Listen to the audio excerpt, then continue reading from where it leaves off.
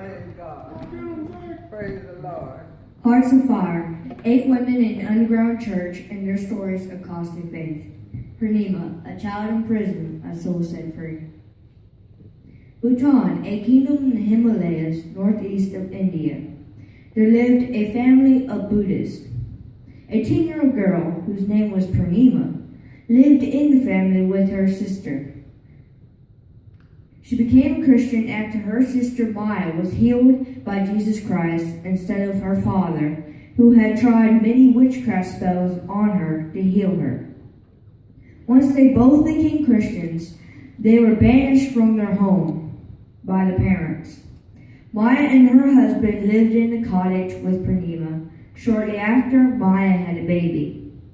On Christmas Day, the small family were all arrested with other Christians by police. They were questioned about their religion and then deported out of the country. They were told to go to Nepal. After a day's travel, the small group set up camp for the night beside the road. Purnima woke up the next morning with the sun kicked to her side and a voice saying, "Get up and give me your money."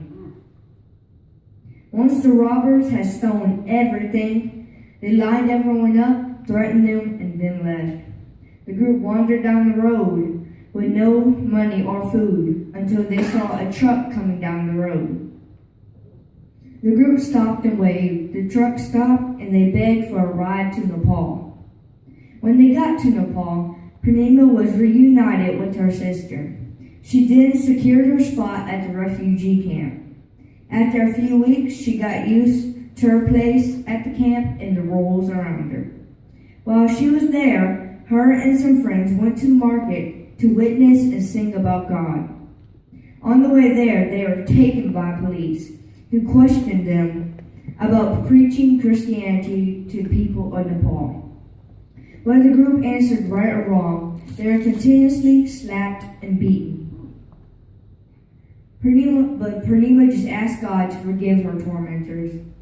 After many days in jail, they were all taken to court where the guards told lies on them, saying they burned a sacred temple and killed sacred cows that are sacred to Buddha. The judge put the group in jail for 7 years. After court, they were taken away in the middle of the night to their new prison. One of the women, named Toulousa, the leader inside the jail cell, asked, "What are you in for?" Purnima answered, "We're telling people about Jesus Christ." Toulousa laughed and said, "Jail is for crimes, not for stupidity." Every day, Toulousa and her friends will mock and laugh at poor Purnima, but she just asked God to show her how to bring kindness to her cellmate. Every day, they will receive a bag of uncooked rice and potatoes for them to cook themselves. They were given an allowance every week. One day, Purnima heard that Ashcott, one of the people in her group that was also put in prison, was beaten half to death. After she heard that, she began to pity herself and lose faith in God. There was a man named Uncle that was also an inmate with special privileges because he lived there so long. He stopped by her cell one day and said he was going to the market and asked her for her money so he can buy her something. When she heard that, she had an idea and started to have faith in God. She gave Uncle her money and told him what she wanted. When he came back, he told her she was crazy, but she just smiled and began to prepare the surprise for her jail cell inmates. Purnima prepared a feast of the finest chicken and vegetables. When she presented the meal to the other women and asked them to join her, they were shocked at such kindness. Word spread around the world of Purnima's act of kindness. All the Christians around the world joined together and demanded for her and her friends' release. So Purnima and her friends were released.